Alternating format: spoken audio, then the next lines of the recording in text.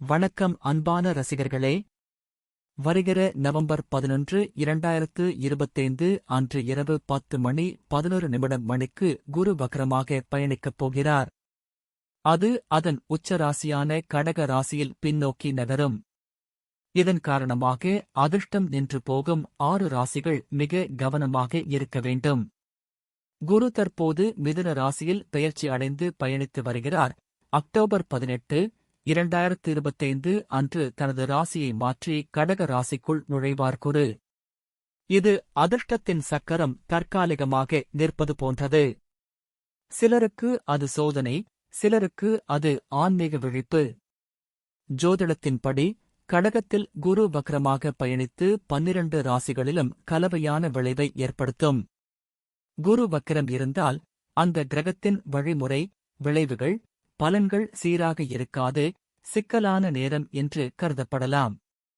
இதன் மூலம் ஜோதிட நிகழ்வு வெவ்வேறு ராசிக்காரர்களுக்கு என்ன செய்யும் என்பதை தெரிந்து கொள்வோம். முதலில் நாம் பார்க்கப் போவது மேஷம்.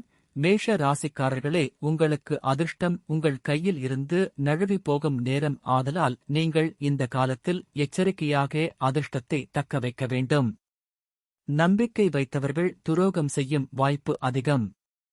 உங்களுக்கு வேலையில் சிறிது மந்தநிலை காணப்படலாம். பழைய தொடர்புகள் மீண்டும் வலுப்பெறலாம். வெளிநாட்டு விவகாரங்கள் தொடர்பான விஷயங்களில் தாமதங்கள் ஏற்பட வாய்ப்புள்ளது. வாழ்க்கை தத்துவம் குறித்த பார்வையில் உங்களுக்கு மாற்றம் ஏற்படும். உங்கள் வாழ்க்கையில் தந்தை அல்லது வழிகாட்டியுடன் மீண்டும் தொடர்பு ஏற்படலாம். நீங்கள் செய்ய வேண்டிய பரிகாரம்: வியாழக்கிழமையில் மஞ்சள் உடை அணியவும்.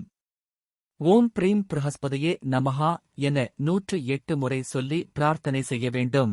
தாயாரை கௌரவியுங்கள், தானம் செய்யுங்கள். அது உங்களுக்கு நன்மை பயக்கும். பயப்படாமல் இருங்கள், எல்லாம் நல்லதே நடக்கும்.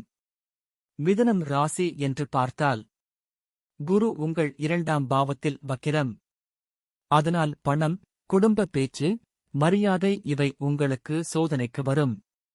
உங்கள் அதிர்ஷ்டம் அருகில் இருந்து தூரம் செல்லும். நன்மை செய்து தக்கவைத்துக் கொள்ளுங்கள். மேலும் நட்பு துரோகம், பேச்சால் பிரச்சனைகளை நீங்கள் சந்திக்க வேண்டிய நிலை ஏற்படும். மிதுன ராசிக்காரர்கள் கூட்டாண்மை மற்றும் திருமணம் தொடர்பான உறவுகளில் தடைகளை சந்திப்பீர்கள்.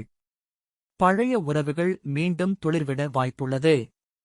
புத்திசாலித்தனமாக முடிவுகளை எடுப்பது நல்லது மற்றும் உங்கள் திருமண வாழ்க்கையில் பொறுமையுடன் இருங்கள். சட்ட விஷயங்கள் நிலுவையில் இருக்கும், அவை சிறிது தாமதமாக முடியும். இதற்கு நீங்கள் செய்ய வேண்டிய பரிகாரம்: தாமிர பாத்திரத்தில் நீர் வைக்கவும், வியாழக்கிழமைகளில் தானம் செய்ய வேண்டும். இதன் மூலம் உங்களுடைய கஷ்டமான சூழ்நிலையில் நம்பிக்கையாக இருப்பீர்கள். சிம்மம் ராசி என்று பார்த்தால், சிம்ம ராசிக்காரர்களுக்கு பழைய பிரச்சனைகள் மீண்டும் எழக்கூடும். குரு உங்கள் 12ஆம் பாவத்தில் வக்கிரம். உங்களுக்கு வரும் அதிர்ஷ்டம் சற்று தள்ளி போகும். ஆதலால் செலவுகள் அதிகரிக்கும். வெளிநாட்டு தொடர்புகள் தாமதமடையும். உடல் சக்தி சற்று குறைவாக காணப்படலாம்.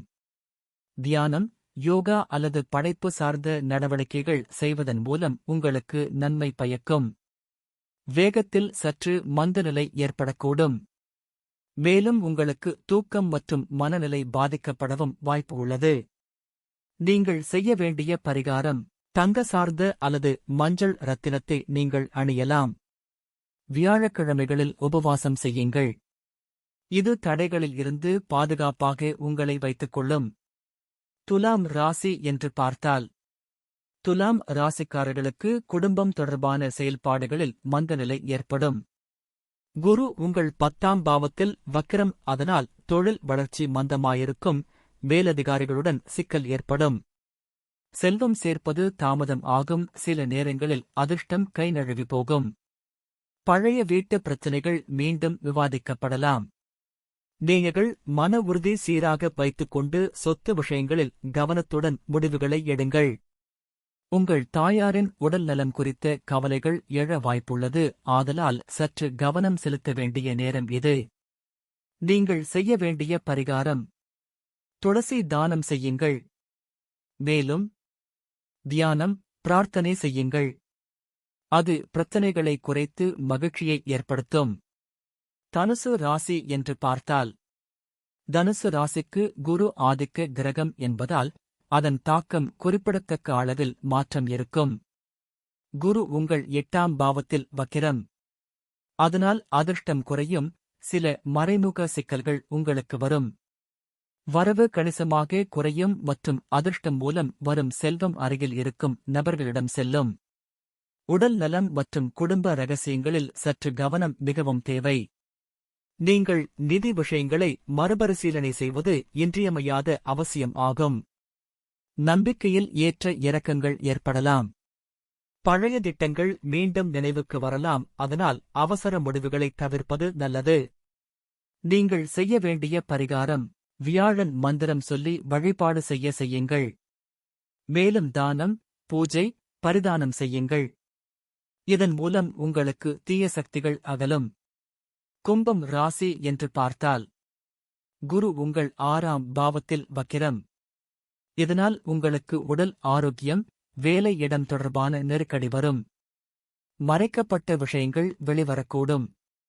உங்களுக்கு ஏற்படும் அதிர்ஷ்டம் அது உங்களுடைய கவனக்குறைவால் கிடைக்காமல் மனக்குழப்பம் சற்று அதிகரிக்க வாய்ப்புள்ளது. நீங்கள் தனிமை அல்லது தியானத்தின் மீது ஈர்க்கப்படலாம். பழைய நோய்கள் அல்லது பழக்க வழக்கங்கள் மீண்டும் தலை தூக்கக்கூடும், அதனால் சற்று கவனமாக சிந்தித்து அவற்றில் இருந்து தள்ளியிருங்கள்.